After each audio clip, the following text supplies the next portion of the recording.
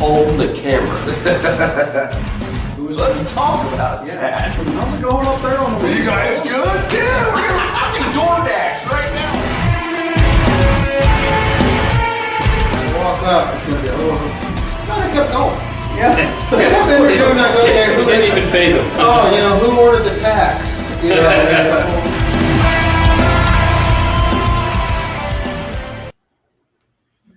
Hey everybody, it is Shank, and I'm back with the Shank Redemption podcast. I know it's been a minute, but man, we have been busy with my other podcast, Blurred Lines, because UFOs are all over the planet and things have been absolutely crazy. As a matter of fact, there was a 20-foot, a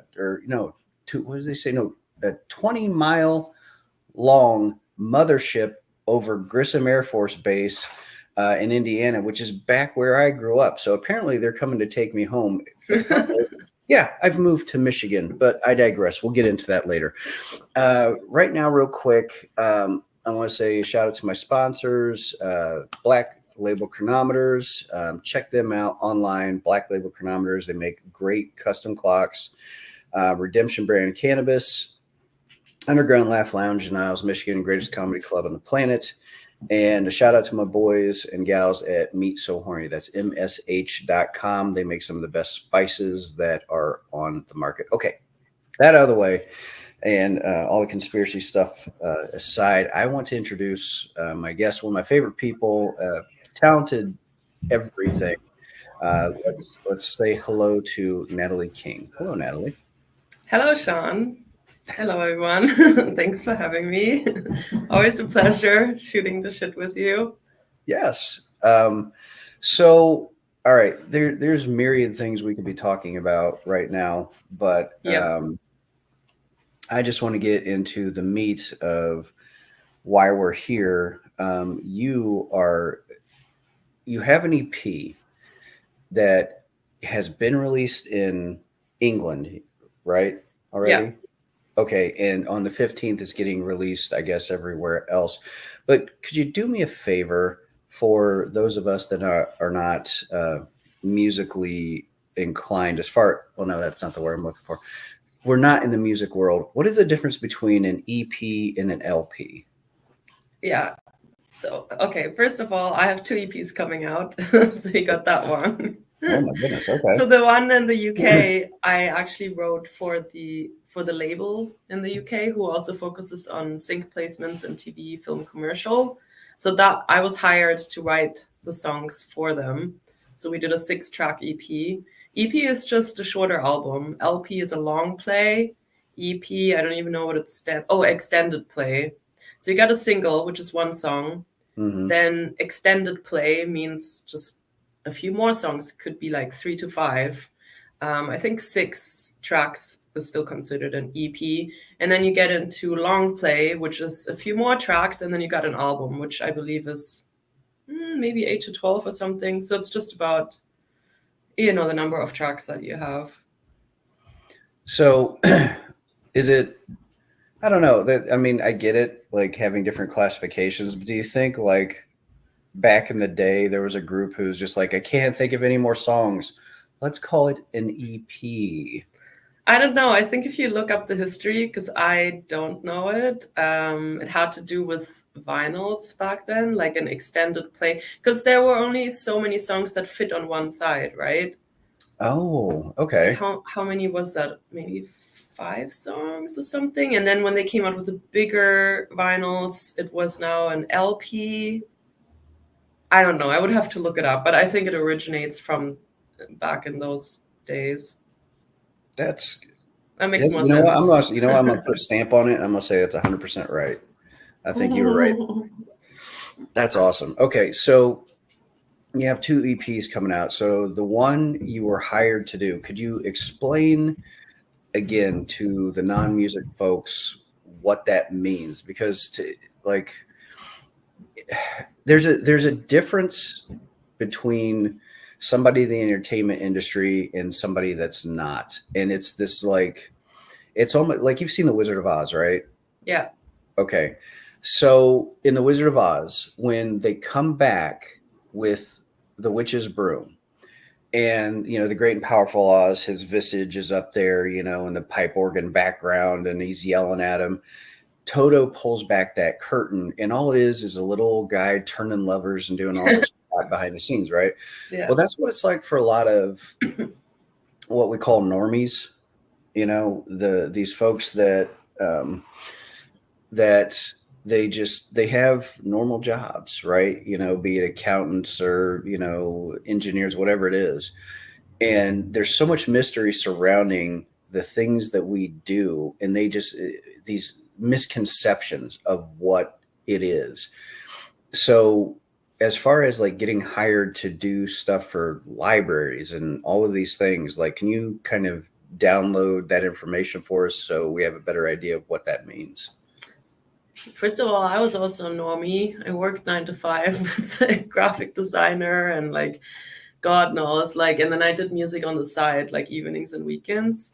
Mhm. And it's not enough. And I hated sitting at my office desk and being like, I don't want to sit here in front of this computer and doing some graphics. I want to be home and, use that time to make music. But I also really miss the health benefits, and I was able to set money aside. But, I also only had like a week or 2 vacation a year. So, you pick and choose your battles, but it's not easy being an artist. Especially because you don't get paid the same. Sure, you can make a hit song or have like cool things going on, but yeah, anyway, I have a feeling this is a complete different conversation. But yeah, okay, so, well, I figured out, apart from selling tickets for shows, licensing your songs in TV shows, film, and commercials is a good way to make money because they pay a lot. So I started doing that a few years ago, and then through the work that I did, well, remember I was doing music for Universal for their production side in the UK for also like trailers and stuff. So I got that contact through a contact, and I was hired. So they pay me not that much to write and sing a song and work with a producer, and then they use it for trailers. So I ended up in Britain's Got Talent. Some of the songs ended up, was it CSI Toronto? That's so cool. Was it I thought you were CSI? Law and Order, right? Sorry, Law and Order, not CSI. Yeah. Yeah. Law and Order Toronto. So it's funny because Law and Order Toronto. Hey, there's been a murder, don't you know? Oh, crime rate has gone up here. Like, it's not a laughing matter anymore. Right. But I've heard not good things, that it's getting bad. Yeah, it is. Ugh. Anyway, music stuff. Anyway, so yeah, so it's funny how I was hired here in Toronto because I'm based in Toronto to make music for the guys in the UK, and then it ended up being used in a trailer for Law and Order Toronto. So I don't know, that was funny. But through one of the producers or composers I worked with at Universal, he asked me to work for another label in the UK. They call it Molecular Sound, and they also do original work. So they hire artists, they pay them to write songs, and then they pitch them for trailers, TV, film, commercials. So we did 6 tracks, and it came out a week ago. And it's also on Spotify, so you can go and check it out. It's on their website, and now it's just a waiting game, and I can't wait to see where they're going to be placed. I hope in some really cool TV shows at least.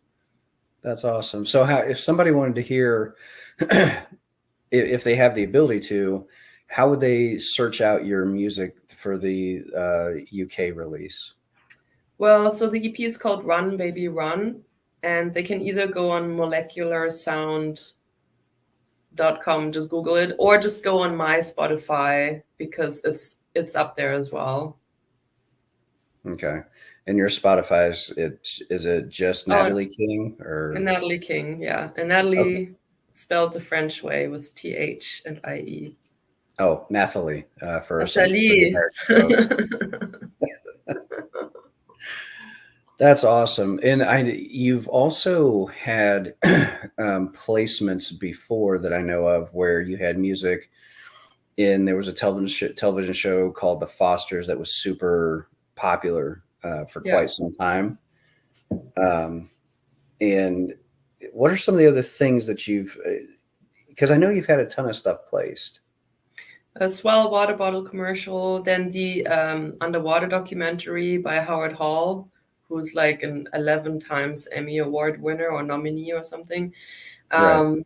He's a great guy, and his wife too. And when I was a kid, I watched their movies in IMAX. When I was 9 years old, I remember this underwater IMAX film. And then now, one of my songs is their feature song for the saddest scene in their movie when they show the beauty of the ocean, and then there's a scene where they show all the destruction that humankind does, and you see all the dolphins and otters and sea lions hanging dead in the fisher nets and whatnot. Horrible. And they used my song for that scene. It's heartbreaking. I know it's heartbreaking, but you're so excited, like, that's my music. Look at all the dead shit. Oh no, I'm really happy because my what I stand for as a person, and so hence my branding, is sustainability of our environment, taking great care of animals and our own like mental health and spiritual well-being. So I love everything that is associated with those things I stand for. So I'm really happy that happened. Yeah, and it's cool that you got to work with your hero, but it's not just that you're working with him. Like, you cultivated a relationship with him a little bit, right? Yeah. We still chat on Facebook sometimes. Yeah, well, it's neat. So it's one of those things that, because I've had the same thing where growing up, I watched movies and everything with these comics that are in these movies and TV shows, and then you get to work with them. And a lot of times I know when I bumped into them, excuse me, you have like this character that they played worked up in your head, but then you meet him and you're like, oh, you're just normal. Okay. That's different. Or a diva, because I've encountered an actress. You know how I'm also, I kind of stopped because music is taking over and it's very busy right now, but I have a paper cutting business. Oh, yeah. Where I do paper cut art. And then I was hired to do the intro for a TV show with Patricia Clarkson in it. And so I had to teach her and go to her condo. Well, she was renting one in Toronto while they were shooting here. So I went to see her for a day, for a few hours, to teach her how to paper cut with the scissors, right? Because it's an art form. Right. Oh my God. I loved her in that TV show. What was it called again? It was a thriller TV show. And it was like, the main colors were like blue, dark blue. And it was like, oh man, if I could only remember. I think I remember the one you're talking about, but the name's escaping me at something this with point. cut or scissors or something. I don't know. I'm thinking scissors. Anyway, it was such a great TV show. And then so I met her in person, and oh my God, what a diva. What a man hater too. I was like, what is going on with this lady? Really? Then I tried to find something to bond over, and she likes organic meat and animals. So I was like, okay, there's something. But man, she was bossing me around. She didn't want to do the exercises I prepared for. She didn't even want to hear like the history of paper cut, because I was, doing like a PDF presentation before we were getting into the actual art of things. And wow, she was a handful. But I think at the end, she kind of warmed up and gave me a hug and said, oh, you're so beautiful and thank you so much for all of that and stuff. But man, and I also saw how she bossed other people around, like a manager that was coming in and her assistant. But yeah, so anyway, some people are just like us and some people are on a complete different trajectory. Right. That's funny to me. That's interesting as an experience, because like you come in, you're hired to do this job, right? And what you do, and if people have not seen Nathalie's paper cutting. It is phenomenal. What was that video? It wasn't even a video. It was like a short movie. You even entered it into some specials, right? What was the name of that? Yeah, so it was the music video for my song Sucker for Love. And it went on film festivals. It was screened. It won a 2, I believe. And yeah, it was stop motion animation, like a 3.5 stop motion film, all done with paper cut characters, all hand cut Right. and hand animated. And how long did that take you to do? About 4 months, and I didn't months. work during that time. That was it for so Sucker for Love. Definitely check that out. I'm sure it's on like YouTube and different Yeah. places where you can. And folks, this thing is, you're hearing the term paper cutting, but that is like comparing, the basic idea of, say, Lincoln Logs to, something Frank Lloyd Wright would build. Like the complexity and the attention to detail with that video was just insane what you did. And what was really cool was thematically, it did stick closely, even though there was, themes of love and loss and everything. You also had the theme of environmental concerns. Yeah, like it was, I guess, awareness about sustainability, how important that is for our planet, like the dying of the bees, like, stuff like that was definitely in there. So yeah, please go check it out. I actually should put it back on my website. It's on my YouTube, but yeah, it was done in 2019. So to me, it feels like it's old news. But guess what? It's all this hard work we do as artists for our own work, and it's unpaid work. As a matter of fact, you spend your time doing it and your money, because right now I'm in the marketing and promo phase of my EP. So my own EP is coming out the 15th of November. And then I have an EP show on the 24th of November. And it's insane. The amount of money and time to organize and get everything together for it is insane. And I'm not getting paid for this. I know. I don't want to say exactly because it's not musically based, but hey, that this last June, I just taped my first special for release to TV, and we're trying to get it worked into Roku and things like that. Which I still haven't seen, by the way. Yeah, I will send you the link. I just haven't yet. Right. But it's all of the advertising and footwork and getting, talking to radio stations and everything else that, unless you are independently wealthy or you've got an entire team, it's almost a 24/7 job to do that. And I know with the comedy thing, all I have to do, I could have just done the show myself, but I was lucky enough to have 3 other comics open up for me at that show. But that was pretty easy to do. And the technical side was pretty easy because I just had to have like a screen behind me, and you'll see it when you see the special with some graphics. That stuff wasn't that difficult. But musically, like the tech and everything else as an aspect, how difficult is that as, and getting a musician or musicians in there, like with you, like what is that aspect like for the actual show release portion of this? Well, it's all coming together. So I have obviously like friends in the industry. So one of my friends, she's also a pop singer. So she's opening for me. We're splitting the revenue of the ticket sales. Then I have a visual designer that I met during one of my previous shows, and he's really talented. He's going to do 2D and 3D worlds and elements and characters that he's building for the show, and is going to project them onto us. Then I hire dancers for my set this time. So for 2 songs, I'm gonna have dancers. And yesterday, I went to rehearsal, and I have to learn moves as well. So there's choreographies. And at first, I freaked out. I was like, I've never danced and sang for my own song before, and I hope I'm not gonna forget the moves or the lyrics. It will be horrible. because yeah, but after repetition for like Awesome. 2 hours, I was like, I'm getting the hang of it and I'm really excited. So just gotta practice every day. And then I'm gonna try, because we're singing on backing tracks because the full production. So I'm not having a full band, but usually you just go and hire people that you know in the community. I wanted to add like a violinist, so I still have to reach out and find someone just to add a few more strings.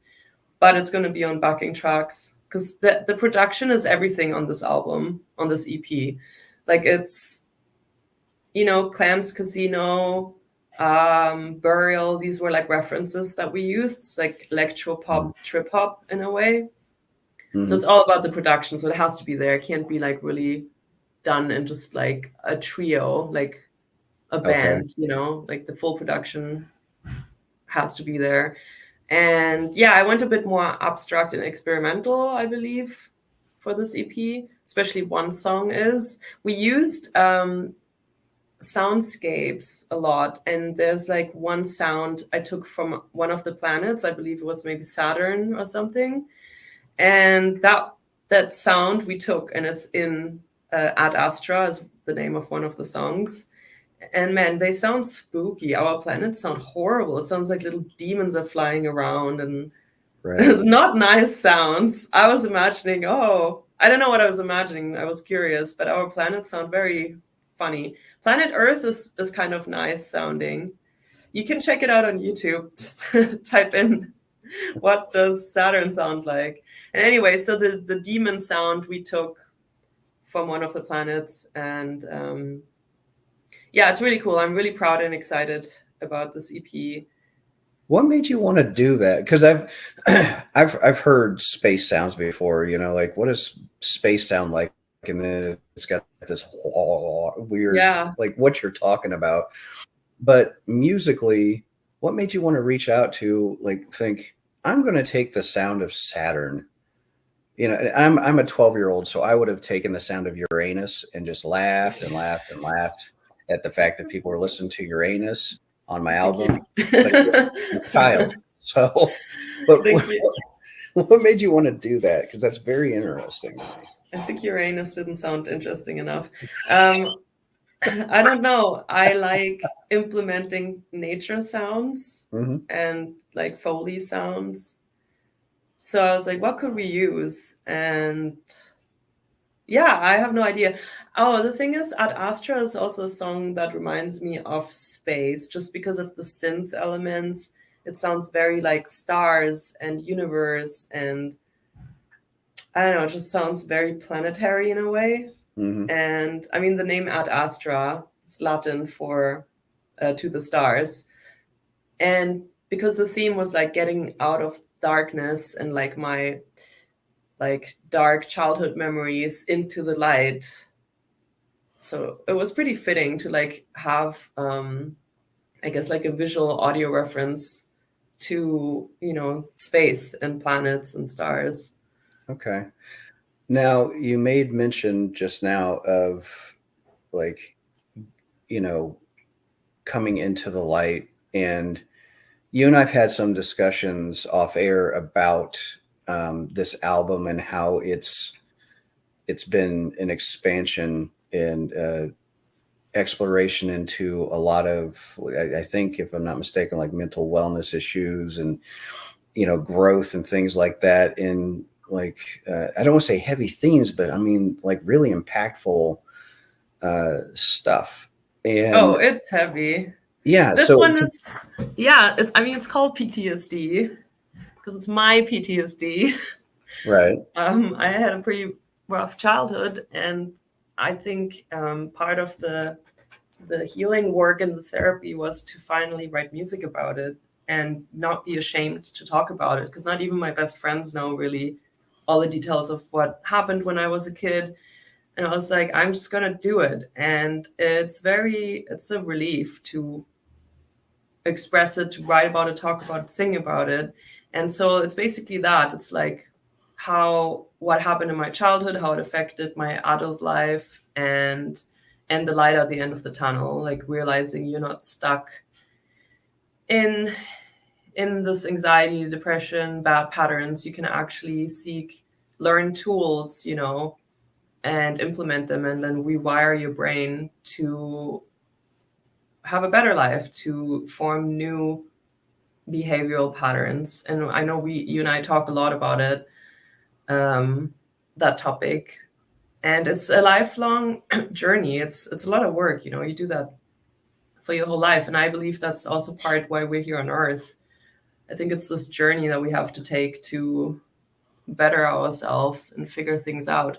And so that's why I'm ultra proud of this EP. And yeah, I can't wait to share that with the world. It's just, and it's not like, oh, it's so depressing sounding. It's very interesting. There's like a very upbeat track on it. It's like about falling in love and, like kind of embracing red flags like red roses, and just the euphoric feeling of when you fall in love very quickly with toxic people. Right. So it's a very happy, upbeat song. Then there's like, other ones that are more, and they're all like very, I would say there's a few that are more pop song structured, and then there's other ones that are a bit more sad, and then there's other ones that are a bit more abstract, as in non-traditional in terms of the structure. Like Ad Astra is 5 minutes long, and it doesn't have the verse, chorus. No, it has like different vocal sections, basically. Yeah. And then it has an outro, which is a beautiful, reminds me of Pink Floyd. And it only has a section at the beginning where I'm talking about it, kind of like poetry. And then it's just, the rest of the song is just the instrumental. Wow. I love that comparison. I'm a huge Floyd fan, as many people around the world are. And the artwork cover even is kind of like, my boyfriend said it reminds him of Pink Floyd. Oh, cool. You haven't seen it. No, I'm so excited. Look, I'm a huge fan. And for those of you who have not experienced Nathalie's work, one of the things I said very, very early on about your kind of the atmosphere that surrounds a lot of what I've heard, and you're not one note by any means, but you have this like James Bond-esque type sound and quality to your music. And you've been told that before, though, not just by me, that the next Bond movie that they make, you should be the one that is singing the title track. And I don't disagree with that at all. I think the industry has been sleeping on you for that specifically. I know, I hear it all the time. Even a few days ago again, I'm like, geez, why for years are people saying that? And it's not even the same people. It's just new people that discover my music. I don't know what it is. Well, I don't know. I think for my money, it's almost like the Adele thing. When she came, I'm not going to say out of the woodwork, but her career expanded the way it did. I think people are, not dying for, but they're just have a yearning for that contemplative, smoky, jazzy, emotionally bound music that just speaks to the soul. And it's kind of got this air of mystery about it. And that's what a lot of the stuff that, that you do. But at the same time, then you swing towards pop, and like your one song, Breakaway. I mean, my God, I don't know. That one was in a Swell water bottle commercial. Yeah. And amazing. I mean, in my brain, I'm just going, bro, this should be a number one hit in every country. The Billboard in UK, US, Ghana, I don't care. Like everywhere. It's fantastic work. Thank you so much. I appreciate it. Well, they say it only takes one song, but at the same time, it's also, I noticed, you got to be active in the community. You got to apply for grants. You got to make yourself known. Even if you have a hit song at home, if you don't do proper promo, know the right people, go out there and stuff, I don't think anything would happen. And it's whack how this works. Like, it's not like, oh, just make an awesome product, like a brilliant song, which obviously you gotta do. But after that, there's the legwork that still has to be done. If it just Yeah. sits at home, nothing will happen. It's not like, oh, I'm gonna get discovered on YouTube.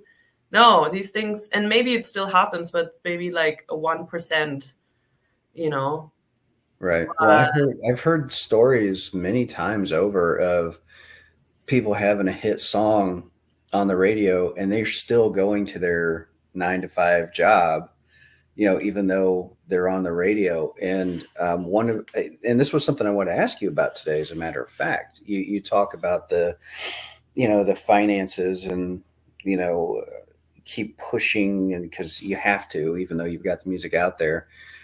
I saw that uh, musicians want to still have music on CDs and sold, still want to have like albums pushed, like vinyl, because the return on those physical items is much greater than streaming. And people are saying streaming is absolutely destroying revenue for artists. Is that, I mean, do you have a position on that?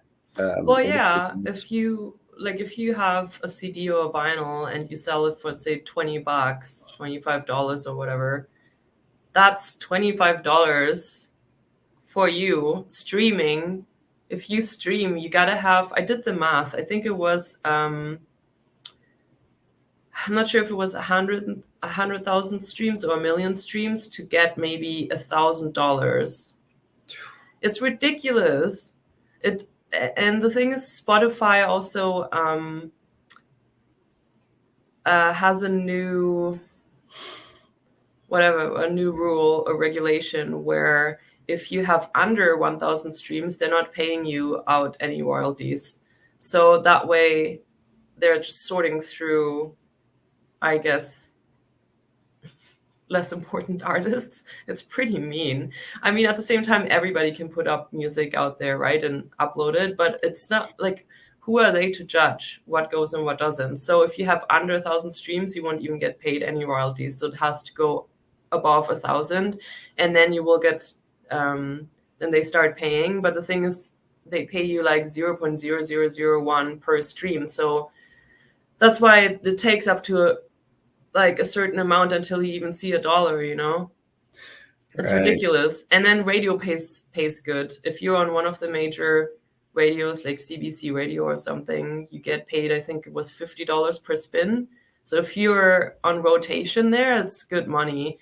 On college and community radio, where I've been playing, where I've been played a lot for my last 2 singles, they pay less. I think it's like $14 Canadian or something.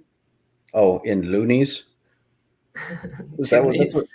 right? That's what it's called, right? Loonies and toonies. Loonies Loonies a $1 and toonies a $2. And it has a loony on it on the coin. It's the duck. I'm so excited. As you know, I'm gonna be in Windsor in a couple weeks, headlining the Windsor Comedy Club up there. And somebody asked me before I came up, they go, "Are they going to pay you in loonies? Like, what are you going to do?" I said, "I'm pretty sure they've got full of Venmo and loonies. stuff. I'm not going to come home with a bunch of duck coins. Like, oh, wow." Donald Duck coins. Yeah. They'll spend at Disney World. So I wish I could come. It's 7 hours away. This is how big Ontario is, and that's just the south of Ontario. right. I could drive 24 hours, and I would still be in the mid of Ontario, which is insane. Because I'm from Germany. When you drive, I think it was 10 or 12 hours, you go from one side of the country to the other. You cross Right. the whole country. Well, yeah, you have instant access, but it's very. I would think like the Midwestern mindset up there, because down here in the Midwest, it's nothing for us to say, it's if you have to drive 10 hours to get to another state, we'll just drive it. We don't think about it. It's like, it's just 10 hours. Like you'll do that with folks. And to people from Europe and places like that, I've been told like that is an insane mindset. But up there where you guys are at in Canada, that's such a vast expanse, right? So do you guys just fly everywhere, or do you primarily drive? I mean, how do you do you handle travel up there? I mean, I don't really travel within Canada. So if we drive to Montreal, it's like a 5-hour drive. So that's easy because Quebec is close. Mm-hmm. But apart from that, yeah, I fly to other destinations. Okay. Let me ask you a question, and this is very self-serving. I admit, and this podcast today is about your EP, but I've got to know. Coming across the border, and literally, it's Detroit, a river tributary, whatever, from the lake, and I'm in Windsor, so it's not like I'm, uh, 1,000 miles into Canada or whatever. Yeah. But as far as the people in Canada, what are they like up there? Because the only thing we hear about Canadians down here in the States is that everybody is super nice all the time. They don't like littering. And they say things like, hey, and no boot, and oh, hey, how are you? I think it That's what we know. depends. I mean, I'm in one of the major cities in Toronto, a bit outside of Toronto now. So there's no weird accent. It's very multicultural. Like everybody from all over the world is here. It's lately predominantly Indian, Okay. but it's very multicultural, and so it's cool because you have the whole world here. I think those accents you're talking about are more in like outer provinces, like on the countryside of things. So like People do the say South for like the way we have rednecks here, like, hey, how you doing? That's your redneck Yeah, up there? Oh my yeah. goodness. Like we do say A. I mean, I don't really. I'm Mhm. not Canadian, but people say A, but that's about it. Tim Hortons A. But what else? Sorry, what was your other question? No, that was it. I just wondered what what the Oh, folks littering. That's so are not living. true. It's Really? horrible. Yeah, like people should take better care of like forests and parks here. Oh, Like it's littered. absolutely. It's garbage. There's garbage people everywhere. That's But too I bad. think they're polite. That's true. Okay. But crime Yeah. rate has gone up, so I think that's about to change. And that's what a shame that is. I mean, think, that's a whole other podcast. I mean, we could get into the conspiracy theories as to why stuff is happening, and We should. I know, but we're going to be on here for another 2 hours talking about the whys and what fors, and I really want people to know about this release. And well, you know what? Why don't you go into some details? Give my listeners details about where they can find you, about the release. Just give us the download because I want to hear everything about it. And we've talked quite a bit, but like if they're like, where can I find this? Specifically all this stuff. Okay. Best bet is to go on my Spotify or my website. So my website is www.Nathalie, Nathalie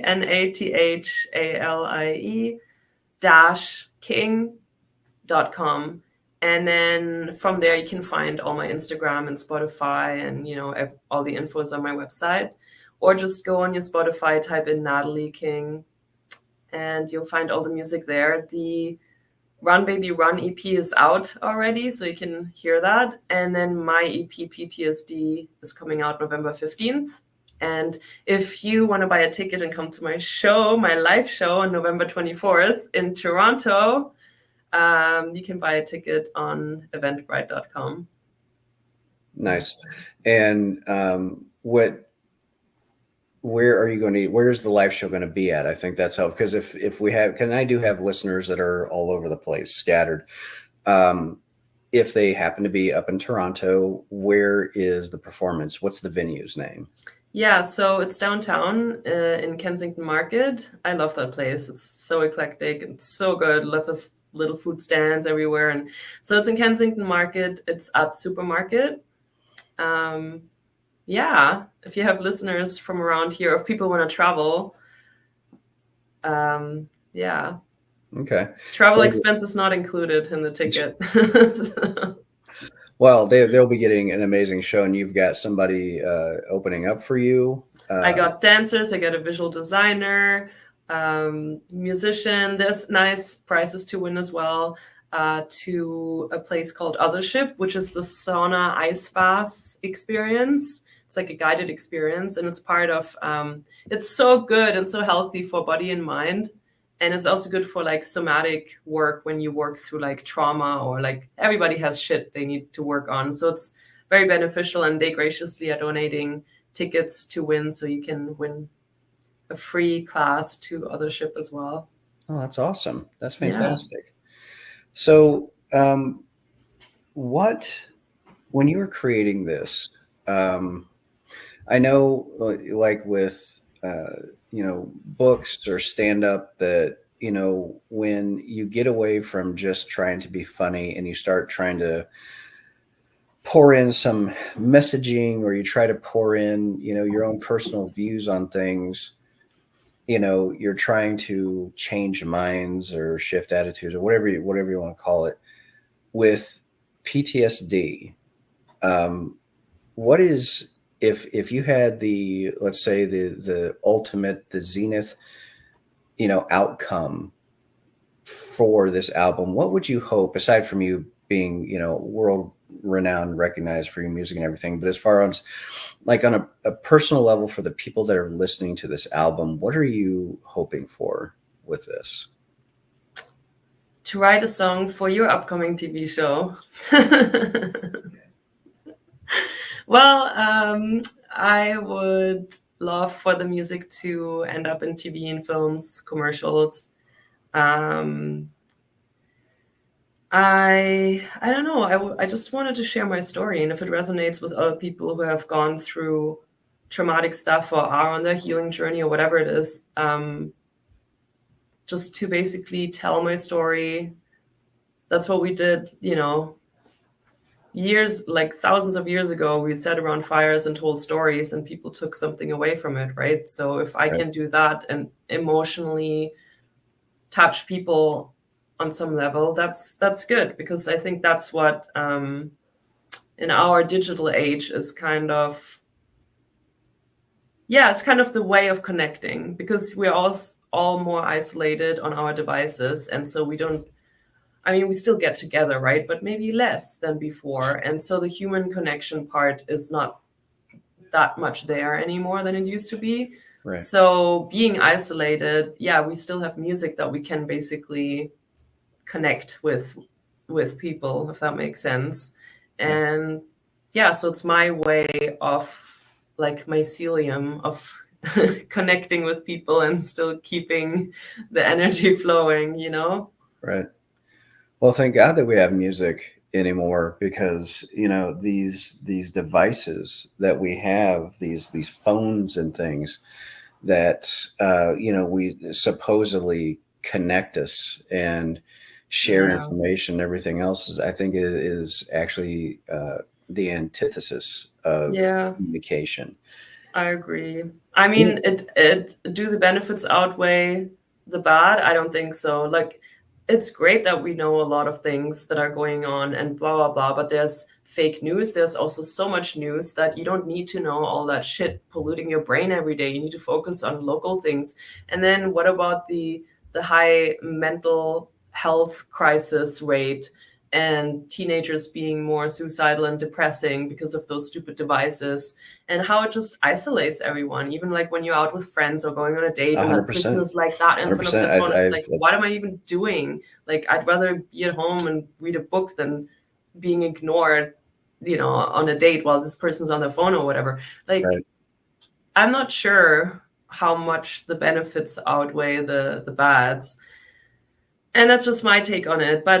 And the same with music. Like, what would a world be without music? We don't get paid, except the whatever percentage it is of famous artists. The rest of us, it's really hard struggle. I love it. That's why I'm volunteering to do this struggle. But it's really hard to get steady payment. But imagine the world only had 5 songs or no music. What kind of world would that be? And people don't realize that we use music on everything and we listen to it every day, but they don't want to pay for it. just like a normal Yeah. other profession. And then with AI, I don't know what that future will bring, but once there will be No. AI music, I don't know where we will be as artists and musicians. Well, and it's all stolen. I've heard, because, and the thing is, if you talk to people that work with AI, they'll say, no, it makes it up. It's like, no, you took algorithms and samples and everything else, and you learned from it to create this stuff. All right. That now AI generates music and writing. And I'm an English professor along with the other things that I do. So I take this stuff very personally. And it is incredibly upsetting to me. Like, we were supposed to create robots and AI and things like that to do the manual labor and the menial tasks and the things so we could create more and do more things. But instead, now we've got AI creating music and art and things for us, Well, I instantaneously. actually think the AI is also beneficial to cure cancer or work in the, you know, the pharmaceutical field or the medical field, As it for that should, stuff. Yeah, as not it just should. like, But it shouldn't be creating art. It shouldn't, because yeah, I'm sorry, but with AI imagery and things, you know, while it's great that you can put, a concept, type it in the keyboard, and boom, it's right there. There's no soul. There's no beauty. There's no richness that comes from it. I've created plenty of art, and I've seen plenty of art created by people, and there is just a difference, right? It's just like a yeah, hollow 2D shell that you're looking at, and it's like, why are we letting it express for us when humans, to enrich ourselves and others, need to be doing that expression? yeah. I think it's beneficial for if you, for example, in 5 seconds want to come up with a reference. Like if you don't know how to draw or if it takes too long, you could be like, oh, okay, AI robot, give me an image of this and this, and then it gives you something, and then you can use it as a reference to give like another artist and be like, I want something that looks similar to this, or, I think it's helpful for that. Like if you are Yes. working in video game developing or whatever, but I totally agree with you when it comes to creation, and that's why there are now, I think, policies in the making also for musicians that if you use AI to help you with lyrics, you will not be eligible for the Junos or some other awards or whatever it is, right? And Right. I think they should have stricter regulations on that stuff. Oh, absolutely. And the thing, going back to what you were just saying about modeling, all right, that's a great example of where AI can be absolutely useful, because I can say, okay, I agree with what you're saying there, to give you like something to work off of. Because one of the things that artists used to use all of the time, you remember those little wooden marionettes that were posable? So if you Yeah, needed something as a reference to do, like, this pose, right? And you needed something to constantly look at, you would have these marionettes that would be on a stand, and you would pose them like that. And then you could just look at it and understand the lines and everything else. And that's fine. It's, I think AI for grammar. I'm a big fan of Grammarly and Editor, right? But that doesn't take away from the creation process. That's yeah, all just mopping up, right? I just, it's, and I will circle this around to, when people hear your music for the first time, just as I heard it for the first time, and I'm so jealous of the people that will see this podcast, hear this podcast, search you out, and hear you for the first time and be blown away like I was. And it's when you have music like, what you produce out in the world, and then to take and, plug something into AI, and 5 hours later you have a complete song. The difference between that, and I've heard plenty of AI music, versus what you put out, which is soulful, heartrending, beautiful, just melancholic. I mean, just all of these words that can't adequately even capture what you do. There's a massive difference. It's such a massive yeah, difference. And the AI portion does a disservice to what you do, right? Because it comes from a human place, and we are all full of thoughts and emotions. We all have the same range of emotions, similar life experiences. So Right. it comes from that true human place, which AI can't yet replicate, but it's still scary how quickly it learns. Like, even for writing, like I tried to use ChatGPT to write like a little essay or something, and Mhm. it's laughable because whereas it uses a plethora of adjectives and descriptions and all, it sounds cool, but he kind of talks a lot about nothing. I found there was no substance, Yep. but this is just the beginning. Imagine what it will be like in 2 years or 5 years from now. Maybe we won't be able to tell the difference anymore, and Well, that's the scary part. That's why it's artificial intelligence, because it keeps learning, it's learning, but imitating that's the thing. humans. It is learning, but all it is borrowed. That's all it is. I don't care how people's like, oh, it's thinking. It's not thinking. It is constructing, and there is a difference. Okay. Mhm. It's like, even though it will get better and better and better, can AI have ever lived through abuse? Can AI have ever lived through bullying? Can AI have ever lived through any of these experiences that we have as human beings and then translate those emotions and those experiences into an expression of art, whether it be music, comedy, painting, sculpting, something like that? And I think that's where, it's so important with like the connection that you're making with this EP in particular, PTSD, with will resonate with people that have been through things like that. There's a comic, his name is Christopher Titus, that I worked with, and his special, Norman Rockwell is Bleeding. When I was working with him, that came out, or was about to come out, and he was an abuse victim, like massively abuse victim in his family. Stuff was crazy growing up. And Mm. he had people coming up to him after the shows, and these are comedy shows, but they would come up to him crying and saying Wow. things like, I thought I was the only one that lived through stuff like that. And they were hugging him and crying. I mean, lines of people. And AI can't do that. AI will never be able to do that because AI is not human. Mm. Well, again, we will see, right? Because maybe the imitation will be that good that it will seem to be like a human. But I don't want to live in a world like that. I don't either. I don't either. I mean, I can hug my clothes dryer because it provides warmth, right? But I would rather hug my wife because she provides Yeah. warmth, and her chest is pushed into me, which makes me happy. My dryer can't do that.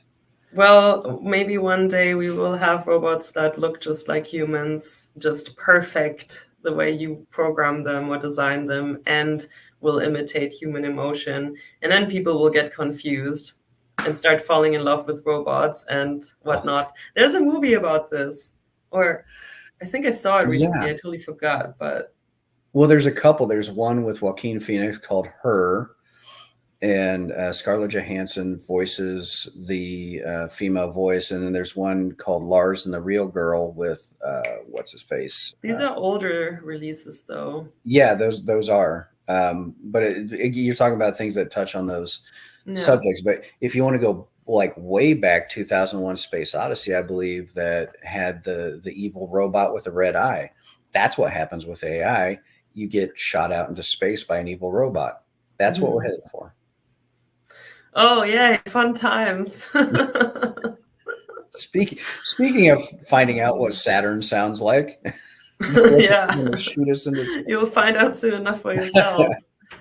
Man, like, yeah, I don't want to end up on a depressing note. I think while this shit is going on, like the gap between poverty and rich is getting bigger, mental health is Yeah. getting worse, like AI is, who knows which direction this is taking us. These are all scary times we're living in.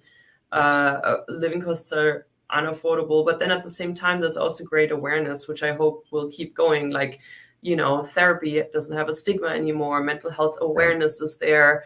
There's like holistic, people are waking up to, oh, how can I treat my diseases holistically with herbs and stuff. All these things are also on the rise. So I'm hoping that, Right. there will be a balance, or at least the good will prevail. Well, and I think one of those things, and you want to talk about closing on a positive note, one of the things that we can do as human beings is get back to this communal connection, this community sense of community, because we're being so pulled so far apart by all of these different things in the world and our phones. If we can do things such as November 24th, going to see you live, right? Was it called the supermarket? Yeah. And for details, information, everything, folks, check out www.nathalie-king.com, natalie-king.com. If people come out to these live events and things like this, where we get together and we experience and we have, that communitas, right? That I think is that's what I was saying. Music is so important because we all feel the emotions coming from the music and we connect, and it's such an amazing thing. So we need more people like you in the world that are putting out stuff like that to bring us back together instead of separating us. So I think what you're doing is incredibly important. Thanks, Sean. Oh. I try to spread awareness, and life is short. What's your purpose? So to my purpose specifically, to stop the AI revolution. Yes, I'll join. Spreading awareness and kindness and compassion and love. So and we're getting close to the hour, so we need to close up here. If you had one last thought to leave with the viewers / listeners, what is, aside from get this EP, go to the live show, and all these wonderful things, what do you want to share before we get out of here? I have some good book recommendations and podcast recommendations. The one that I always tell you to listen to is Michael Singer. Yes. He has a book called The Untethered Soul, which helped me realize what meditation is, and it's so good and beneficial. And basically, the message is that you are not your thoughts and emotions, that you can be in control of your life and of how you feel and think. These things are just coming and passing through you, and you don't have to attach to them. And that really, really helps me to get through the day and helps me rewiring. I'm still in that transition phase of my brain. And so that's a good one. The second one, just I forgot about it. But anyway, check that book and podcast out. He also has podcasts. And yeah. Cool. Well, folks, I want to thank you first of all, thank you, Nathalie, for joining me on the Shank Redemption podcast. It's a pleasure as always. Guys, gals, don't forget, don't sleep on this music. If you've not heard Nathalie King, amazing talent. PTSD is coming out November 15th. And the name of your UK release again? Run Baby Run. Run Baby Run is already out. You can find it on Spotify. Check out her music, and check out the short film that was a stop animation paper cut. Months and months and months of work, and you will be absolutely blown away. Just a woman of absolutely many talents. So grateful that you stopped by. And folks, thanks for showing up for this. And if you're listening to this, viewing this after the fact, don't forget to check out my sponsors, Black Label Chronometers, myvibe.com. They have the smelling salt stuff. My boys and gals at Meet So Horny, that's msh.com. And also Redemption Cannabis. If you want a good cannabis product that also is serving a great purpose, check out Redemption Cannabis. My name is Sean Shank, and thanks again to Nathalie King, and we will see you guys later. Bye. Thanks for tuning in.